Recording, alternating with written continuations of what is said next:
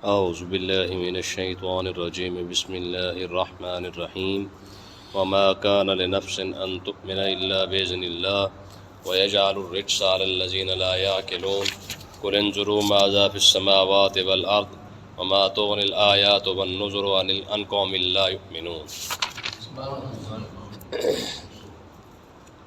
پچھلی آیت کے اندر اللہ تعالیٰ نے ارشاد فرمایا کہ اگر اللہ تعالیٰ چاہتا تو روئے زمین پر جتنے لوگ ہیں سارے کے سارے کلمہ پڑھ لیتے۔ یہاں بھی اسی بات کی وضاحت کی گئی ہے وَمَا كَانَ لِنَفْسٍ أَن تُؤْمِنَ إِلَّا بِإِذْنِ اللَّهِ، ہمیں کسی بھی جان کے لیے یہ بات ممکن ہی نہیں ہے ان تؤمن الا باذن اللہ کہ وہ اللہ کی مرضی کے بغیر ایمان لا سکے۔ کوئی شخص جو ایمان لاتا ہے اس کے اندر بھی اللہ کی رضا شامل ہوتی ہے۔ اللہ کی رضا کے بغیر کوئی بھی شخص ہدایت پر نہیں آ سکتا ہے۔ تو اس سے سوال ایک پیدا ہوتا ہے کہ جب اللہ کی مرضی کے بغیر کوئی شخص ہدایت پر آ ہی نہیں سکتا تو جو لوگ کلمہ نہیں پڑھتے پھر ان کا قصور کیا ہے؟ کیونکہ پیچھے مرضی جو اللہ کی ہوتی ہے تو اس کا مطلب یہ ہے کہ پھر اللہ خود ہی نہیں چاہتا کہ لوگ سیدھے راستے پر آئیں یا لوگ جو ہے کلمہ پڑھ کے جو ہے جنت میں چلے جائیں۔ یاد رکھیں کہ اللہ تبارک و تعالیٰ کی مرضی اور انسان کا جو اختیار ہے اس میں تھوڑا سا فرق ہے۔ پہلے مجبور کو سمجھ لے کہ مجبور کون ہوتا ہے۔ اللہ معاف کرے اگر کسی شخص کے ہاتھ پر جو ہے وہ کوئی ایسی بیماری لگ جائے جس سے اس کا ہاتھ نہیں اٹھتا ہے، آج کل عام جو ہے فالج کا مسئلہ چل رہا ہے، آپ کو پتہ ہے فالج زدہ شخص جو ہے وہ اپنا ہاتھ آگے نہیں بڑھا سکتا ہے، اس کے اندر طاقت ہی نہیں ہوتی ہے، کوئی ایک گلاس اٹھا لے یا کوئی ایسا کوئی کام کر لے۔ تو جو شخص ہاتھ ہی نہیں اٹھا سکتا ہے وہ مجبور ہے۔ وہ کیا ہے؟ وہ مجبور ہے۔ اب اگر کوئی شخص جو ہے وہ اٹھ بھی سکتا ہے، گلاس اٹھا بھی سکتا ہے، اس کے اندر دیکھ سکتا ہے کہ پانی ہے کہ زہر ہے کہ شربت ہے یا کیا ہے، پی بھی سکتا ہے، تو آپ اسے مجبور نہیں کہہ سکتے ہیں۔ تو اس کا مطلب یہ ہے کہ اللہ تبارک و تعالیٰ نے جو انسان کو عقل عطا فرمائی ہے نا اور جو دل عطا فرمایا ہے، یہ دونوں چیزیں ایسی ہیں۔ عقل تو خاص کر اللہ تعالیٰ نے اس لیے عطا فرمائی ہے کہ تاکہ انسان اپنا گھاٹا اور اپنا نفع دیکھ سکے، ٹھیک ہے، یہ سارا کچھ وہ دیکھ لے۔ اب دیکھیں، اب کس شخص کو پتہ نہیں ہے کہ اگر مثال کے طور پر آپ کسی کے سامنے پانی رکھ دیں، ٹھیک ہے، اب اسے پتہ تو ہے یہ پانی کے اندر زہر ملا ہوا ہے یا شربت ملا ہوا ہے، یہ تو وہ دیکھ رہا ہے۔ تو اس کا مطلب یہ ہے کہ اب وہ مجبور نہیں ہے۔ اگر کوئی شخص زہر والا پانی پی لے، عام آپ دیکھ لیں خودکشیاں کرنے والے، ٹھیک ہے، اب ان کو نہیں پتا ہوتا کہ جو چیز میں پی رہا ہوں یا جو میں گولی کھا رہا ہوں یا جو چیز میں سپرے وغیرہ ہے یا کوئی ایسی چیزیں جو لوگ کھا لیتے ہیں، اور کھانے کے بعد ایسے لوگوں کے بارے میں ارشاد فرمایا گیا کہ جو شخص خودکشی کر لے ان کی بخشش ہی نہیں ہے۔ یہ تو حدیث پاک ہے، حکم ہے شریعت کا کہ خودکشی کرنے والے کی بخشش نہیں ہے۔ اب اگر خودکشی کرنے کے بعد اگر کوئی شخص آگے جا کے جب لتر کھائے اور کہے اللہ تعالیٰ کی یہ جو قسمت کی بات ہے میرے نصیب میں لکھا ہوا تھا، کیا یہ تیرے نصیب میں لکھا تھا کہ تو خود ہی زہر پی لے؟ تجھے عقل نہیں تھی کہ جب تو دیکھ رہا تھا کہ تیرے سامنے زہر پڑا ہوا تو نے کیوں پیا تھا؟ ایسی مشہور مثال ہے کہ اگر کوئی شخص کنویں کو دیکھ کر اس کے چھلانگ لگا دے اور پھر وہ سارا کا سارا زور نصیب پر لگا دے کہ جی میرے تو نصیب میں لکھا تھا، تو یہ نصیب نہیں ہے۔ یہ اللہ تبارک و تعالیٰ نے جو عقل عطا فرمائی ہے وہ اسی لیے تو عطا فرمائی ہے کہ تجھے پتہ ہونا چاہیے کہ بھئی تو دیکھ لے تیرا نفع کیا ہے اور تیرا نقصان کیا ہے۔ اب جس کے سامنے آپ اسلام رکھیں اور اسلام کی سچائی دیکھنے کے بعد بھی اگر کوئی شخص کلمہ نہیں پڑھ رہا ہے تو اس کو نصیبوں کا نام دے دیا جائے گا، ٹھیک ہے۔ ابو جہل کے سامنے سارا کچھ رکھا گیا ہے، ٹھیک ہے، اور مزیداری کی بات دیکھیں مانتا بھی تھا، اس کے باوجود بھی کلمہ نہیں پڑھا ہے۔ اب ابو جہل کا جی یہ تو میرا نصیب ایسے تھا، ٹھیک ہے۔ اسی طریقے سے یہودیوں کو دیکھ لیں آپ، یہودیوں کے پاس تو کتاب موجود ہے باقاعدہ، تورات ساری کتاب ان کے پاس موجود ہے، ساری نشانیاں انہوں نے اپنی آنکھوں سے پڑھی ہیں، سارا کچھ انہوں نے اپنی آنکھوں سے دیکھا ہے، پھر حضور کی ساری شخصیت ان کے سامنے موجود تھی، پھر بھی انہوں نے کلمہ نہیں پڑھا ہے اور حسد کی وجہ سے نہیں پڑھا۔ اب ان یہودیوں کو جو لتر پڑھ رہے ہوں گے اور وہ کہیں جی ہمارے تو نصیب میں نہیں لکھا تھا، نہیں، اس کا مطلب یہ ہے کہ انسان کو جو اللہ تعالیٰ نے اختیار جو عقل عطا فرمائی ہے یہ اس کے متعلق ہے۔ ما کان لنفس ان تؤمن الا باذن اللہ، کسی شخص کے لیے یہ ممکن ہی نہیں ہے کہ اللہ کے حکم کے بغیر کوئی شخص کلمہ پڑھ سکے۔ رضا اسی کی ہے لیکن اختیار تمہیں دیا گیا ہے، ٹھیک ہے۔ اس کے علم کے اندر ہے کہ کلمہ کس نے پڑھنا ہے اور کس نے نہیں پڑھنا ہے، ایمان کون لائے گا اور کون نہیں لائے گا۔ اب جتنے لوگ نماز جو پڑھنے نہیں آتے ہیں اور روزہ بھی نہیں رکھتے ہیں، حج نہیں کرتے، حق کھا جاتے، سارا کچھ کھا جاتے، آگے جا کے جن کو لتر پڑے اور یہ کہے جی ہمارے تو نصیب میں لکھا تھا، تیرے نصیب میں یہ لکھا تھا کہ تو نماز ہی نہ پڑھ، ٹھیک ہے، تیرے نصیب میں یہ لکھا تھا کہ تو دوسروں کا حق کھا جا، تیرے نصیب میں یہ لکھا تھا کہ تو حلال اور حرام اکٹھا کر کے کھاتا رہے، یہ نصیب تھوڑی تھا۔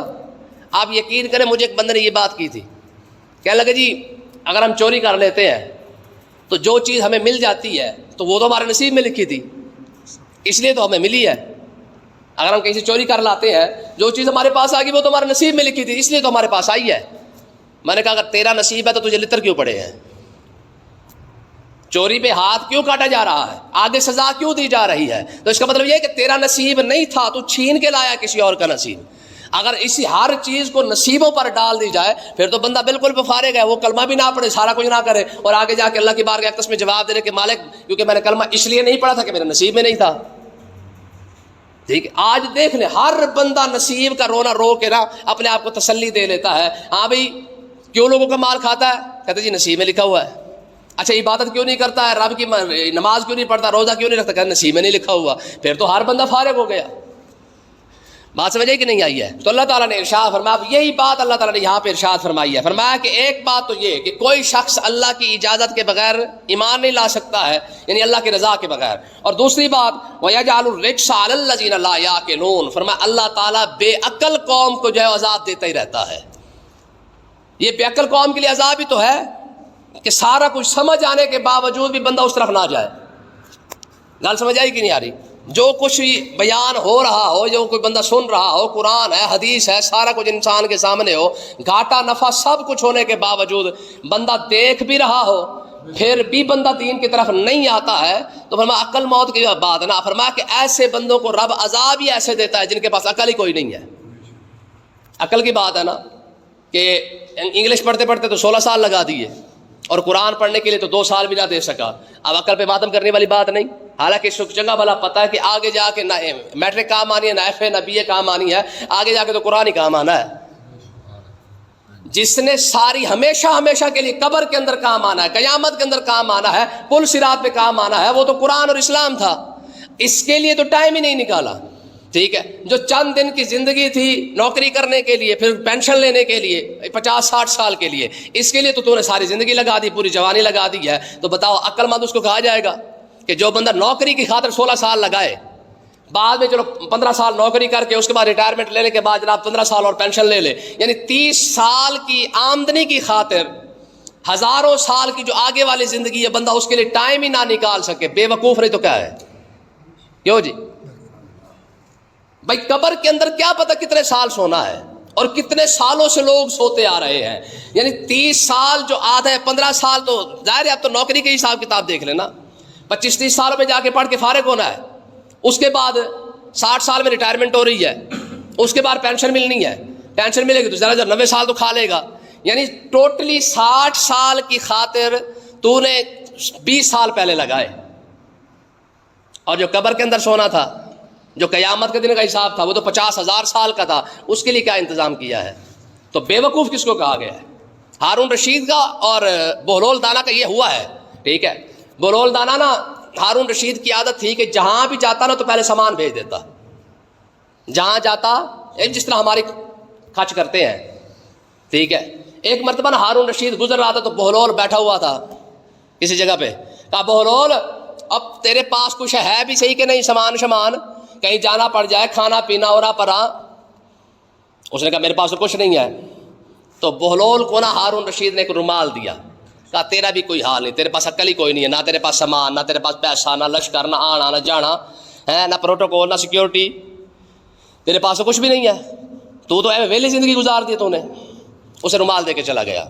اچھا ہارون رشید کے جب آخری وقت آیا نا تو بہلول وہ رومال لے کے آ گیا. کہا ہارون مجھے بتا، تو جہاں جاتا تھا پہلے سامان بھیجا کرتا تھا، اب جہاں جا رہا ہے کتنا سامان بھیجا ہے؟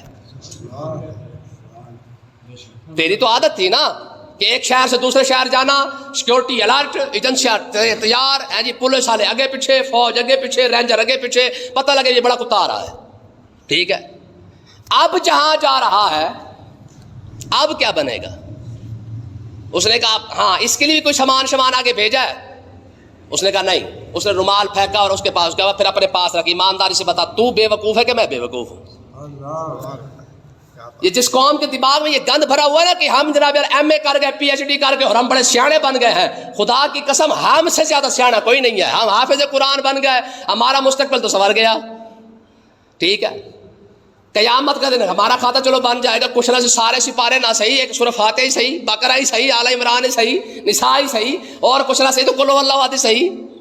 ٹھیک ہے، تم تو بیرسٹر بن کے، تم تو جناب وزیر بن کے، تمہیں تو قل واللہ احد بھی نہ آئی.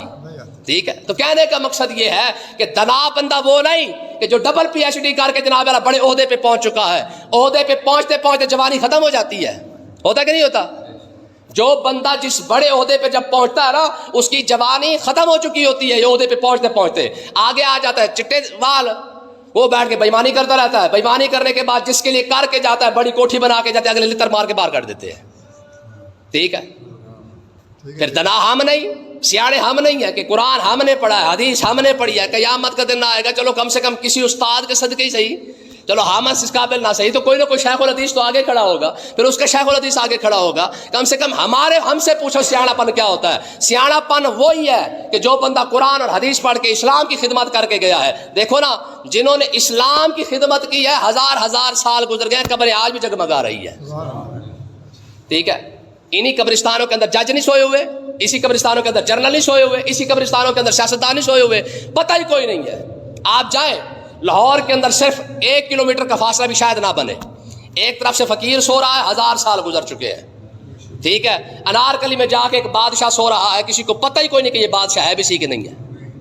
ٹھیک ہے، یہ فرق ہے. تو سیاڑا ہے کہ تو انگلش پڑھ گیا ہے، ہم سے زیادہ سیاڑا کوئی نہیں ہے کہ ہم قرآن پڑھ کے بیٹھے ہوئے ہیں. تیرا سانس ختم ہوا، تیرا مستقبل ختم ہو جاتا ہے. ہمارا پھونکا نکلتے ہی ہمارا مستقبل شروع ہو جاتا ہے.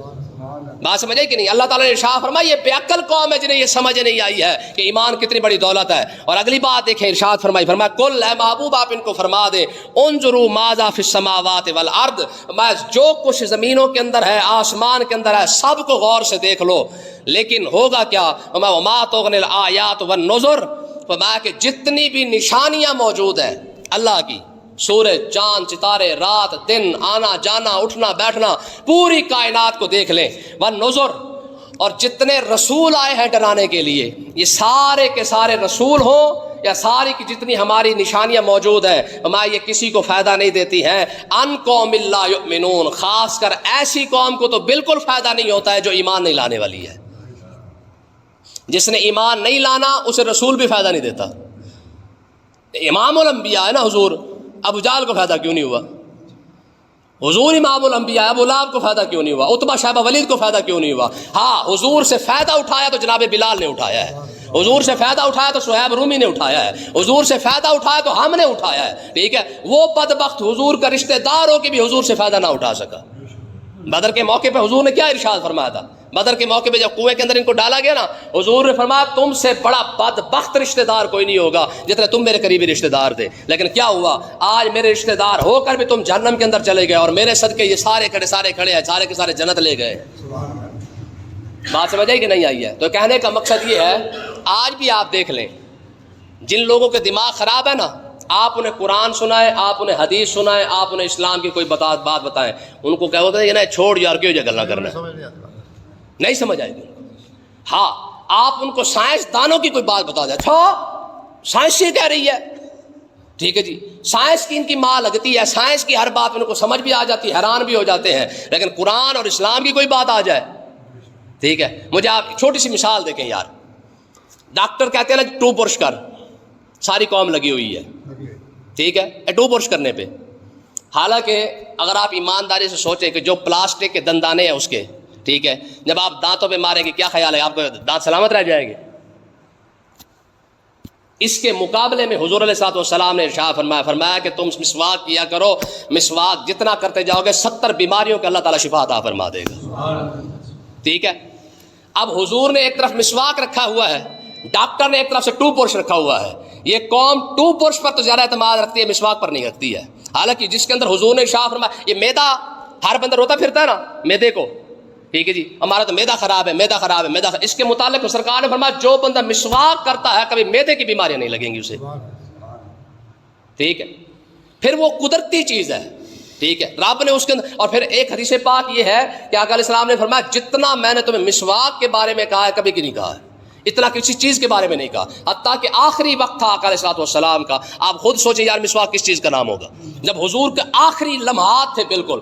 حضرت عبد الرحمان غالباً آئے، حضرت عبد الرحمان ابن ابی بکر، ان کے نا जेब के अंदर मिसवाक थी या इनके हाथ में मिसवाक थी। आका अलैहिस्सलाम ने जब मिसवाक को देखा ना तो आयशा सिद्दीक़ा समझ गई। हुज़ूर अलैहिस्सलाम से पूछा, या रसूलल्लाह मिसवाक की ज़रूरत है? हुज़ूर ने इशारा किया, हाँ मिसवाक चाहिए। तो आयशा सिद्दीक़ा ने मिसवाक को नरम करके तब भी हुज़ूर को दिया। यानी हुज़ूर अलैहिस्सलाम आखिरी लम्हात में जाते जाते भी हुज़ूर मिसवाक करके गए हैं। ठीक है, ये कौन टूथ ब्रश पे लगी हुई है? नतीजा क्या निकला है? जितनी गंदगियां बीमारी हैं सारी वो जनाब अल्लाह खुदा जाने ट्यूब के अंदर क्या भरा जा रहा है, क्योंकि बनाने वाले तो सारे हाजी हमारे ही हैं ना। है जी, जिस कौम ने जनाब अल्लाह मिर्चों को नहीं छोड़ा हो, जिस कौम ने किसी और घी को नहीं छोड़ा है, क्या ख्याल है तुम्हें वो खालिस ट्यूब बना के दे रही है? लेकिन मिसवाक आज भी कुदरती है और खालिस है। ठीक है, ये मैंने आपको सिर्फ एक मिसाल दी, हजारों मिसालें इस पर मौजूद है। ठीक है, तो अल्लाह ताला ने इरशाद फरमाया कि जो बदबख्त कौम, जो ईमान जिसको नहीं पल्ले नहीं ना उसे नबी की बात समझ आती है, ना उसे अल्लाह ताला की निशानी और कुदरत नजर आती है। आप देख लें, जितना मर्जी इनको समझा के देख लें, ना इनको किसी नबी की बात पर एतबार है, ना इनको इस्लाम की किसी बात पर एतबार है, खासकर ये लिबरल और सेकुलर तबका। और अगली बात देखें, फिर अल्लाह ताला ने धमकी कैसी लगाई है, फहल यंतज़िरून इल्ला मिस्ल अय्यामिल लज़ीना खलौ मिन क़ब्लिहिम, क्या ये लोग इन्हीं दिनों का इंतजार कर रहे हैं जिन दिनों का इंतजार पिछली उम्मतें करती थी अजाब के आने का? ये चाहते हैं कि इन पर भी ऐसे अजाब आ जाए जैसे पिछली उम्मतों पर अजाब आता था, इसी बात का इनको इंतजार है। तो आप इनको फरमाए, कुल, फिर आए महबूब आप इनको फरमा दे, फंतज़िरू इन्नी माअकुम मिनल मुंतज़िरीन, चलो फिर यही बात है तो फिर तुम भी इंतजार करो, मैं भी तुम्हारे साथ इंतजार कर रहा हूँ। अगर तुम्हें इस्लाम पसंद नहीं ना तो रब का अजाब जैसे पहले लोगों पर आया तुम पर भी आ ही जाएगा। बच गए अबू जहल, अबू लहब, उतबा शैबा बच गए हैं। वलीद बिन मुगीरा पूरे मक्के का सबसे बड़ा चौधरी था, सबसे बड़ा ठेकेदार था। किधर गया उसका बाग, किधर गया उसका पैसा, सारा कुछ कहाँ गया? ये हम पीछे पढ़ा है कि जब आका हज़रत मूसा अलैहिस्सलाम ने फिरौन के पास पैसा देखा तो क्या कहा था? वशदुद अला कुलूबिहिम, इससे पहले फरमाया था, फरमाया कि परवरदिगार इनके माल को बर्बाद कर दे। रब्बना नतमिस अला अमवालिहिम, परवरदिगार इनके माल बर्बाद कर दे। इतनी दुआ मांगी तो जितना पैसा फिरौन के पास पड़ा था सारा का सारे पत्थर बन गया। ठीक है, तो अल्लाह ताला ने क्या इरशाद फरमाया, फरमाया महबूब इनको अजाब का इंतजार है ना तो आप इनको फरमाए, फरमाया फिर ठीक है, तुम्हें इस्लाम पसंद नहीं तो फिर इंतजार कर लो। देखे ना, जितनी मर्जी बड़ी कुर्सी पे बैठा है, मौत वाला तो आने ही वाला है ना। उसने कहाँ छोड़ना, तेरी कुर्सी देखनी, ना तेरा ओहदा देखना है, ना तेरी ताकत और पावर को देखना है, ना तेरे पैसे को देखना है। ठीक है, उसने तो आके ही रहना है, फिर क्या करेगा? फिर तो इंतजार होगा, यार कोई मौलवी बुला ले आओ जरा सूरह फातिहा पढ़ दे, तब नजर आता है ना। ठीक है जी, तब कौन सूरह फातिहा पढ़ता है? ठीक है, आगे देखे फरमाया सुम्मा नुनज्जी रुसुलना वल्लज़ीना आमनू। और देखो यार मुनाफे का सौदा क्या होता है। अल्लाह ताला ने इरशाद फरमाया जब हम अजाब भेजते हैं ना तो होता क्या है, फरमाया सुम्मा नुनज्जी रुसुलना, फरमाया फिर हम अपने रसूलों को पहले बचा लेते हैं। हाँ, हम फिर अपने नबियों पर कोई आँच नहीं आने देते हैं, उन्हें तकलीफ नहीं आने देते हैं। सिर्फ नबी की बात नहीं, फरमाया वल्लज़ीना आमनू, फरमाया मेरे हम नबियों के जितने मानने वाले होते हैं फिर हम उनको भी निजात अता फरमा देते हैं। ठीक है ना जी, आप बचते सिर्फ और सिर्फ कौन है? या अंबिया बचते हैं या अंबिया के मानने वाले बचते हैं। जब अल्लाह का अजाब आता है तो फिर ये PhD ChD काम नहीं आती है। देखे ना, दरिया एक है लेकिन लीडर दो है, हुक्मरान दो है। एक तरफ से मूसा अलैहिस्सलाम खड़े हैं, एक तरफ से फिरौन खड़ा हुआ है। एक तरफ से वो देखे, जब जो मूसा अलैहिस्सलाम के पीछे चले हैं दरिया के अंदर से निकल के भी गर्क नहीं हुए। लीडर बचाने वाला है ना। जब बचाने वाला लीडर ऐसा हो, मूसा हो, तो फिर दरिया से अंदर से भी गुजर जाए तब भी कोई फर्क नहीं पड़ता। यार मूसा तो बहुत बड़े हैं ना, मूसा तो बहुत बड़े हैं ना, वो तो कलीमुल्लाह है, उनको छोड़े। उक़बा बिन नाफे आका अलैहिस्सलाम के सहाबी रसूल है। ठीक है, जब ये समंदरिया जाते जाते जब इनके रास्ते में दरिया आ गए ना तो साहबा ने आपस में मशवरा किया, कहा जनाब अब क्या करें, यहाँ से कैसे गुजरेंगे? उक़बा बिन नाफे ने कहा इसमें गुजरने वाली कौन सी बात है? आपने दरिया की तरफ मुंह करके कहा हमें रास्ता दे, तुझे पता नहीं कि रसूलुल्लाह के गुलाम आ रहे हैं। ये जो आपने सुनते ना कि दश्तो दश्ता दरिया भी न छोड़े हमने, बारे जुल्मात में दौड़ा दिए घोड़े हमने। अल्लामा इकबाल ने कहा था कि ऐसी तो समंदर भी घोड़े पा देते।